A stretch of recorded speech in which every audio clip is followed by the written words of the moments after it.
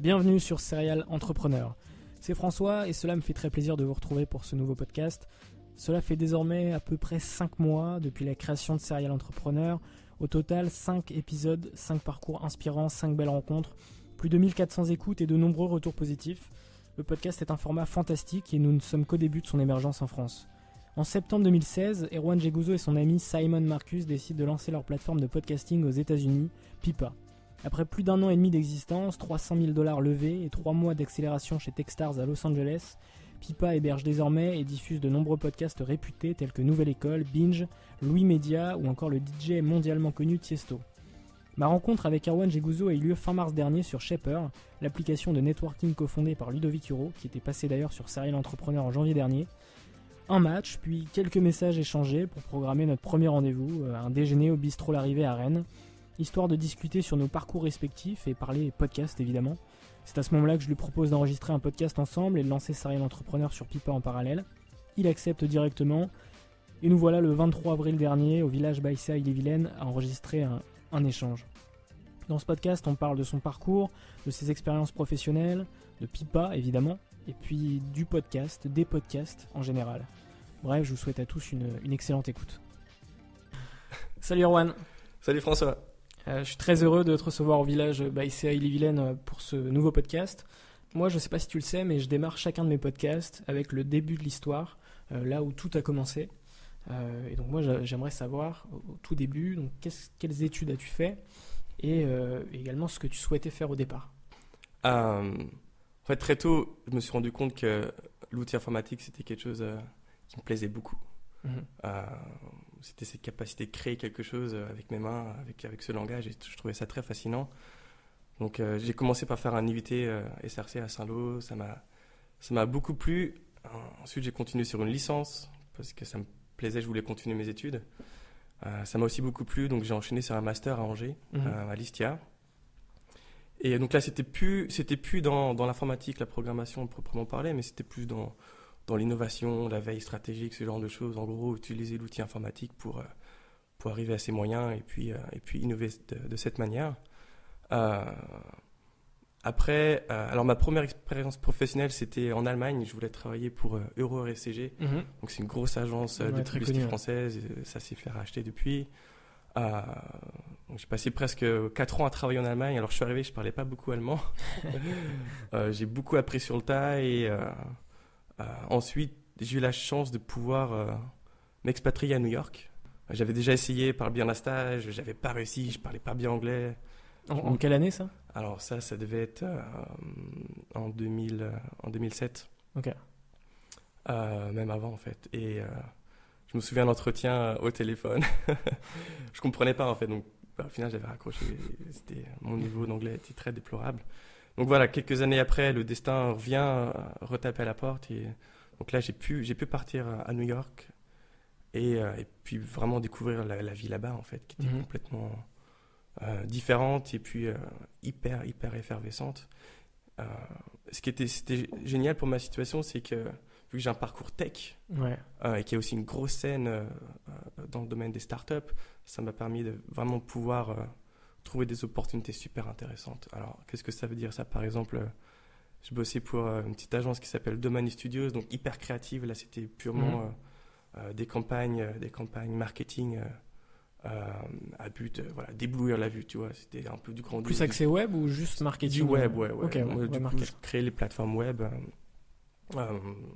pour le support marketing. Et après, je me suis laissé un petit peu guider par mon instinct. Donc ça, c'est quelque chose que je voulais faire, je voulais découvrir parce qu'il faisait des choses hyper créatives et très belles au final. C'était un exploit informatique du point de vue créatif en fait au final. Après, je fais quelque chose de complètement opposé. J'ai été travailler chez Victoria's Secret. Oui. Donc en général, les femmes connaissent mieux que les hommes. Je connais aussi. Très bien. Ma copine connaît mieux que moi. Elle connaît très bien, j'imagine aussi. Alors je connais très bien maintenant aussi. Là, Qu'est-ce que tu faisais là-bas ? Voilà, je me suis laissé tenter par cette expérience où l'idée c'était de venir et de reconstruire toute leur plateforme e-commerce. Ok. Donc là, c'est du lourd là. Sacré challenge. Ouais, c'est 2 milliards de chiffre d'affaires par an. peut-être une centaine de développeurs, et puis il y a bien sûr toute l'entreprise qui tourne, et c'était surtout, on dit le porte-drapeau en français. Voilà, c'est un peu tous les espoirs futurs de la boîte étaient orientés digital, et donc gros challenge. Donc là, j'étais lead developer sur. D'abord, on a refondu toute la plateforme mobile, ça a très bien marché. Donc, on a après refondu la plateforme desktop. Pareil, gros carton. Et moi, après, je suis parti, puisque le challenge avait été, pour la plupart, relevé, bien établi haut la main. Et après, je voulais un nouveau challenge. Donc, j'avais découvert un petit peu les agences créatives. J'avais découvert le gros Corporate America avec Victoria's Secret. Et je me suis dit, tiens, il me manque le côté startup où j'ai pas encore trop goûté à ce domaine. Donc là, je suis allé travailler plus pour une late startup qui s'appelle iHeartRadio. Donc eux, c'était déjà fait racheter. Ils étaient à peu près une centaine d'employés. Donc pour ceux qui connaissent pas, iHeartRadio, c'est un concurrent un peu à Spotify. Où l'idée, c'est la radio en ligne, tout simplement. Avec en mode web radio. Donc déjà, format podcast. C'était mon premier pas dans ce domaine. Rapport avec les podcasts. Et, super expérience. Donc pareil, challenge assez intéressant où ils voulaient complètement refondre leur identité visuelle. Donc on a fait le site web, on était une équipe de 2, c'était très intense. Oui, tu changes d'une équipe d'une centaine de développeurs. Donc, nous, dans l'équipe, on était 2. Le contexte était tellement différent et c'est ce que j'ai aussi beaucoup apprécié là-bas, c'est quand tu évolues dans une équipe avec une centaine de personnes, du coup, le risque à l'innovation est un peu plus limité, où par exemple les technologies vont être aussi restreintes. C'est plus difficile de faire entendre sa voix quand tu as envie d'essayer. Et puis tu as beaucoup moins de liberté. Tout à fait, alors ça c'est vraiment à tous les niveaux, et je comprends très bien d'un point de vue business pourquoi est-ce que on veut essayer de limiter ce genre de choses, parce qu'il faut une cohérence, une cohésion, on travaille tous ensemble vers un but commun. Donc si on laisse à chacun un petit peu la liberté d'aller fouiller à droite à gauche, au final ça marche pas forcément. Et donc c'est exactement l'opposé que je cherchais après. C'était plus une petite start-up ou un produit tech, tu vois, avec où les ingénieurs qui partent ont leur mot à dire, où la solution technologique bien sûr sert dans l'objectif des business, tu vois, mais aussi que la tech ait son mot à dire pour la pérennité de la plateforme sur du long terme. Ça, je trouvais ça important, puisque les décisions que tu prends au quotidien, au final, ont un impact sur le long terme. Ou si aujourd'hui je veux utiliser une technologie, par exemple, qui n'est pas assez mûre, ou si je fais des choix qui ne sont pas assez pertinents dans le long terme, ça apporte des risques ou des fragilités sur la plateforme. Donc là, iHeart, c'était... Tu restes combien de temps du coup dans cette startup ? Alors iHeart, c'était 8 mois. Ok. Donc, assez court au final, très rapide. On a refondu le truc en 8 mois. Et puis, c'est un peu ce que j'essaie de véhiculer, c'est qu'il y a une effervescence telle à New York, tu te fais chasser tous les jours en fait. Donc, tous les jours, tiens, est-ce que tu veux parler de cette opportunité ? Tiens, est-ce que tu es sur le marché ? Est-ce que ça t'intéresse ? Viens, on va boire un café. Au final, il y a forcément eu une opportunité qui va plaire, et puis au final... et après, tu fais quoi du coup ? Alors après, intéressant, en fait, j'ai enchaîné 6 CDI en 7 ans quand même. Ok. Donc je suis très stable dans ma vie. Sacré mercato. Ah c'était très impressionnant. D'ailleurs, en y pensant, je me demande comment j'ai fait pour soutenir un rythme assez infernal comme celui-là. Mais c'est des choses naturelles, tu vois, quand tout le monde autour de toi enchaîne les CDI et les opportunités, au final, ça te semble être la norme, tu vois. Ouais, puis c'est la mentalité d'aujourd'hui. Avant, c'était plus rester dans une boîte 20, 30 ans. Maintenant, c'est des gens qui saisissent des opportunités et qui veulent ne pas avoir de regrets à la fin de leur carrière. Ouais, c'est tout à fait ça. Et... Alors, tu vois, je suis très content d'être passé par ces étapes, puisque maintenant, en tant que cofondateur, ça me permet de vraiment comprendre... un petit peu la mentalité qui peut passer par la tête des employés, ou si tu es mécontent, ou si tu sens pas que ce travail remplisse un petit peu une case éthique dans ta vie, ou qui te permette vraiment de t'éveiller, où il y a un disconnect entre par exemple les attentes de l'employé et ce que la start-up ou l'entreprise peut apporter. voilà, il y a une cassure qui se crée et puis tu sais très bien que tu ne pourras pas retenir l'employé. Donc là, bon, c'est une autre discussion, mais je prends ça très au sérieux et moi, ça me permet de pouvoir manager en fait d'une manière plus humaine, tu vois, plus efficace au final, de créer ce rapport où toi, si tu es très bien dans ta vie, dans ton travail, quelque part, ça aide au bon fonctionnement de la société puisque tu vas être plus productif, tu vas vouloir venir au boulot le matin, tu vas être force de proposition et c'est clairement quelque chose qui nous permet d'être là aujourd'hui encore. C'est essentiel. Ouais, tout à fait. Et donc voilà, pour en venir à iHeart, après j'ai travaillé dans une petite startup du coup super early stage. On était 10 dans une startup qui fait du machine learning, donc du deep learning. Ouais. Et donc je travaillais là-bas pendant 1 an et demi. C'est pas mal, c'est beaucoup quand même. Le record. Voilà, donc en pleine levée de fonds, produit qu'on a créé, voilà, dès le début en fait, tu vois. Donc super, et puis j'ai rencontré Simon, donc le cofondateur de Pipa. Donc ça c'était après cette dernière startup où lui m'a présenté l'idée du podcast et m'a fait vraiment prendre conscience que il n'y a pas de technologie dans les podcasts. Et donc ayant travaillé chez iHeart, donc je connaissais déjà un petit peu le domaine, j'écoutais des podcasts, ça m'a permis de tout de suite comprendre son idée. Et on était en quelle année? Alors ça c'était en 2016. Ok. Septembre 2016, ouais. Et donc tout de suite on l'a accroché humainement, déjà ça c'était important. Et puis je me suis lancé dans l'aventure avec lui et je lui ai dit, tu sais quoi, c'est une idée qui me plaît. Je pense pouvoir le faire, ou au moins pouvoir faire un prototype et puis on verra ensemble si ça marche ou pas. Et puis c'est parti là. Donc pas dans mon garage, puisqu'à New York il n'y a pas de garage en général, mais dans mon appart en mode soir et week-end. Ouais. Donc ça c'est Pipa. Et justement, Pipa, pour les gens qui nous écoutent et qui ne savent pas ce que c'est, est-ce que tu peux présenter Tout à fait, je suis d'ailleurs très content que tu me poses la question.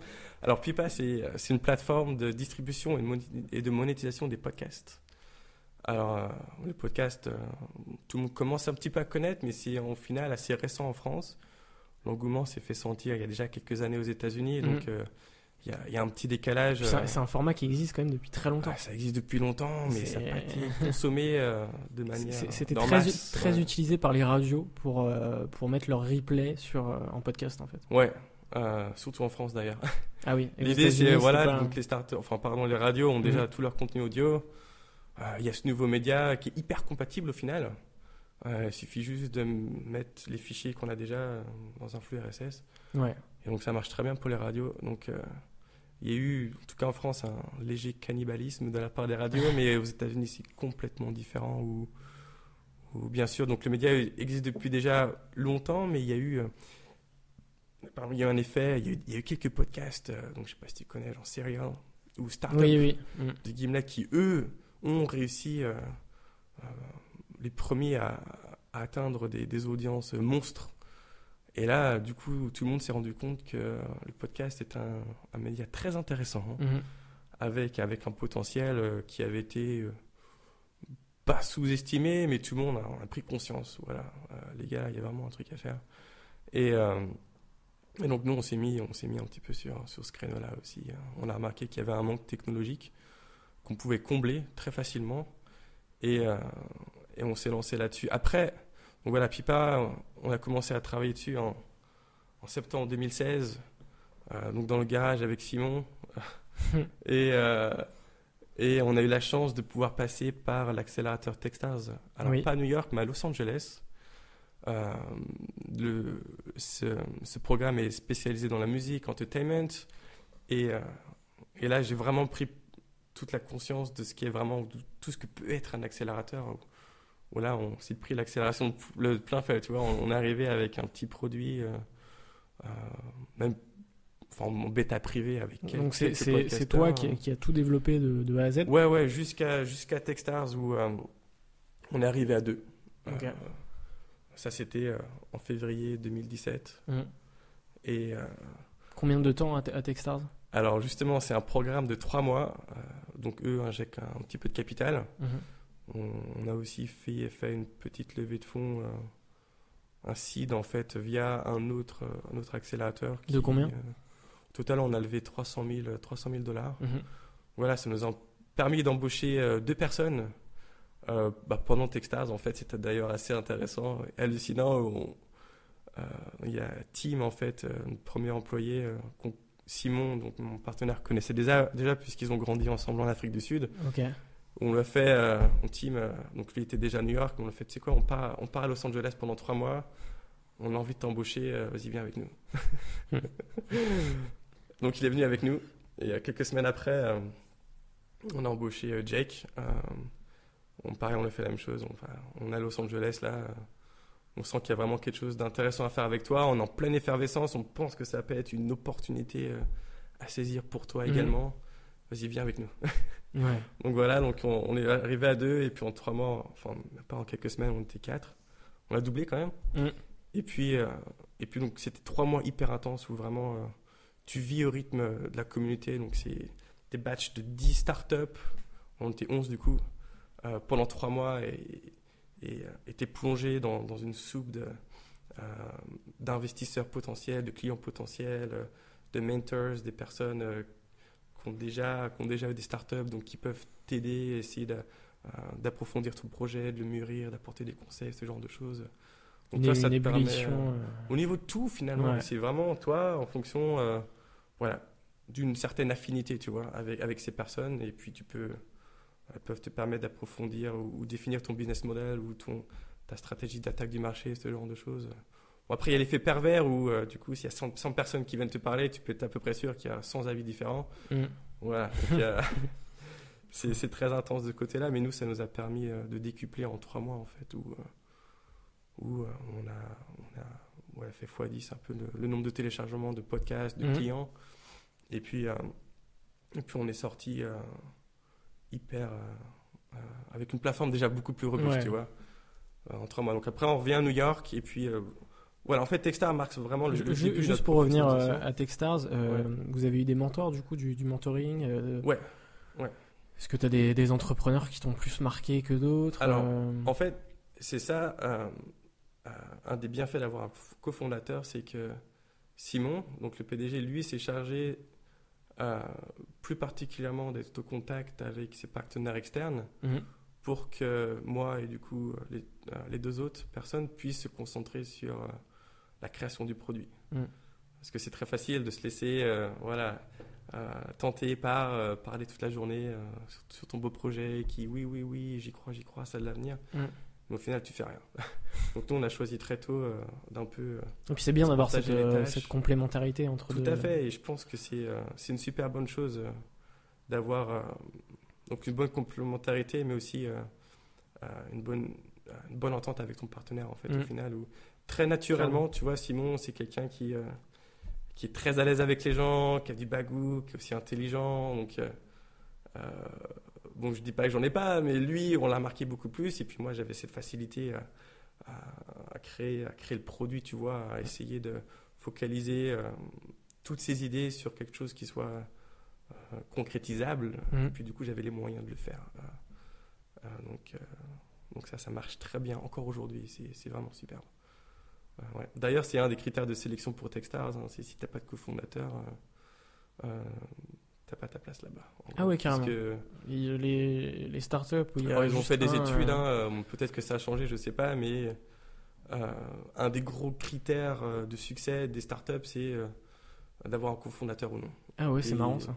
Bon, après, ça c'est vraiment si on parle des startups, ça veut pas dire que si t'as pas de cofondateur, tu pourras jamais avoir ton propre business.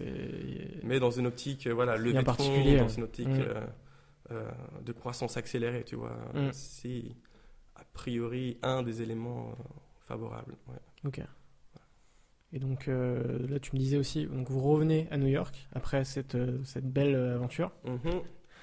Et donc vous aviez des locaux à New York Alors on est resté un petit peu dans les locaux de Techstars à New York, puisque du coup ce qui est intéressant, c'est d'effet réseau en fait, presque mondial, mais surtout aux États-Unis, où on est allé dans les bureaux à New York pendant quelques mois. Et puis là, on est dans un coworking, toujours à New York. Mais, du coup, pour moi, donc je suis plus à New York. Donc, j'ai fait Los Angeles, New York, et puis je suis revenu à Laval, donc ma ville d'origine. Donc pour des raisons personnelles, tout simplement. J'ai 2 enfants et puis c'est quelque chose qui est aussi très important pour moi. Et donc on a décidé de revenir aux sources, en tout cas pour l'instant. Mais justement, ça c'était un petit peu la deuxième parenthèse pour moi et aussi pour Pipa, où en revenant en France, donc ça c'était en septembre 2017, je me suis rendu compte qu'il y avait juste un marché énorme et totalement inexploité pour les podcasts. Et puis une émergence du podcast en France qui tout est à fait. du podcast indépendant. Parce que t'es très bien placé pour le savoir d'ailleurs. Clairement. mais voilà, on peut parler de Nouvelle École, de plusieurs podcasts. Ouais, alors notre premier client en France, gros client, c'était le réseau Qualité. Donc je suis très content qu'ils nous ont fait confiance, on les a pas laissés tomber.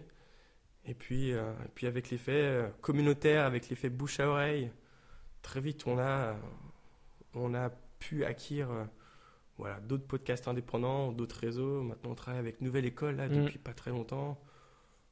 Donc je suis quand même assez fier, tu vois, c'est un podcast que j'écoute personnellement.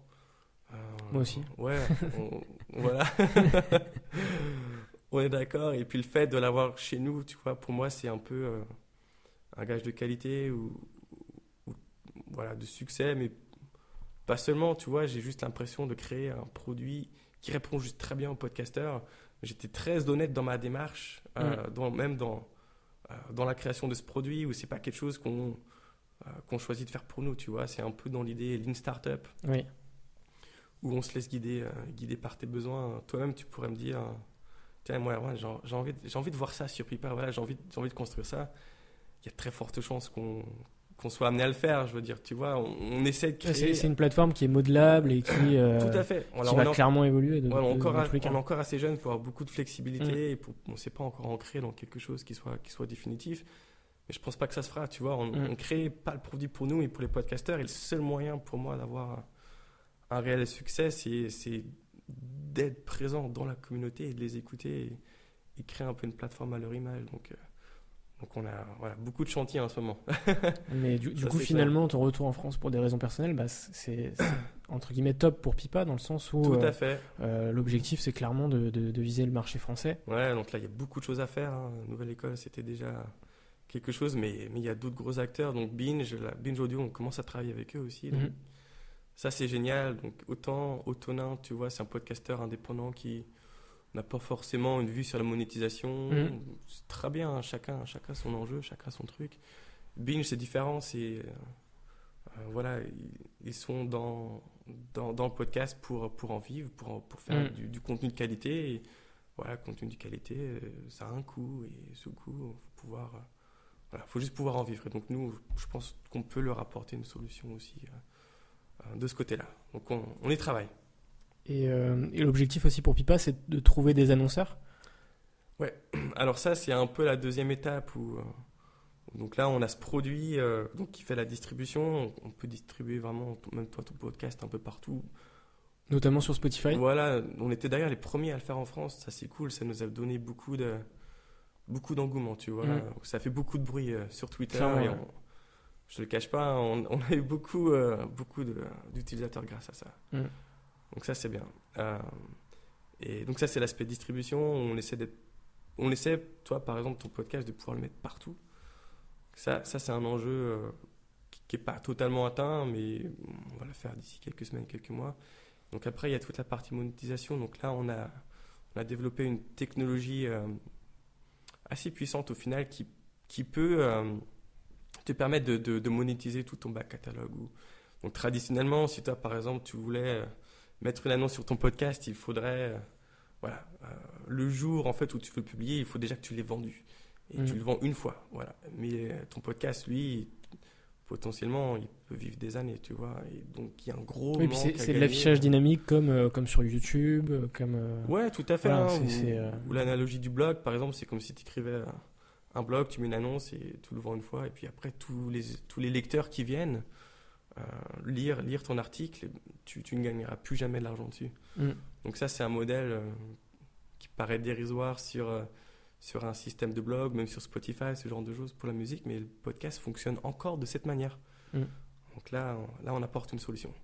Après, voilà, on a la solution technique qui marche, mais il faut ensuite pouvoir boucler tout ce cycle, en fait. Il faut, donc non seulement une solution technologique, mais il faut que ça corresponde aux attentes des podcasteurs, et puis il faut aussi pouvoir trouver les annonceurs pour qu'on puisse boucler la boucle au final. Donc on y vient, ça c'est le chantier en cours, voilà, qui va s'étendre un peu plus, puisqu'au final, voilà, il y a pas vraiment de fin, tu vois. Autant une solution technologique, voilà, elle est créée, tu peux la faire évoluer, mais dans cette démarche commerciale, c'est plus quelque chose en continu. Voilà. Et pour revenir sur Spotify, donc vous étiez la première plateforme à distribuer les podcasts sur Spotify en France. Voilà, ouais. en France. Ouais. Comment ça s'est passé justement le contact avec Spotify et Dans les détails, je peux. C'est confidentiel. C'est pas forcément confidentiel, mais disons qu'on a des relations avec eux. Voilà. Ouais. C'est leur siège. Enfin, ils ont pas le siège social, mais ils ont une grosse implantation à New York. En fait, à 2 rues de nos bureaux.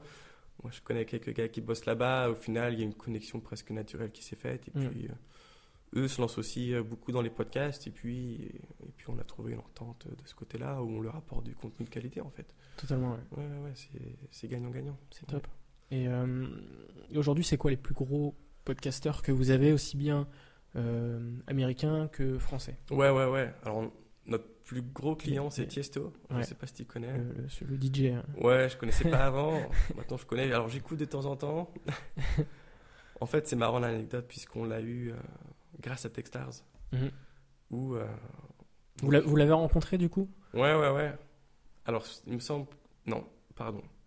Simon ne l'a pas rencontré, mais il a rencontré le groupe de management de Tiesto. Okay. Il n'est pas tout seul. Oui, j'imagine. Il a une agence derrière lui, donc on a rencontré les personnes. En tout cas, Simon a rencontré les personnes.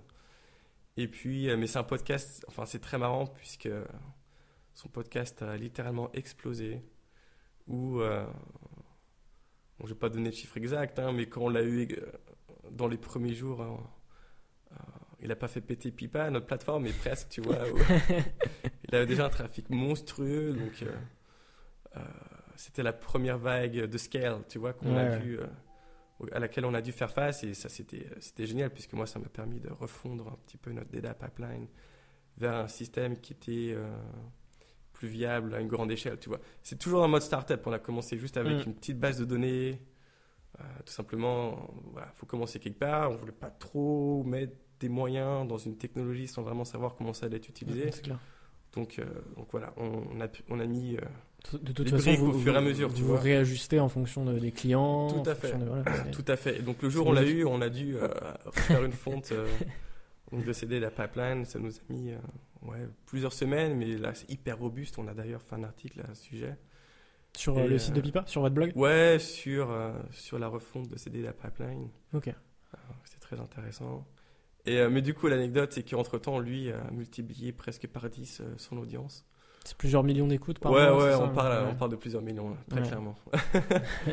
Et donc, ce qui est génial, c'est qu'avec la même architecture, on a pu quand même faire face à un x10 de trafic juste de son côté, tout en multipliant le trafic des autres podcasteurs d'autre part. Donc, c'est quelque chose qui est très périn et Tiesto.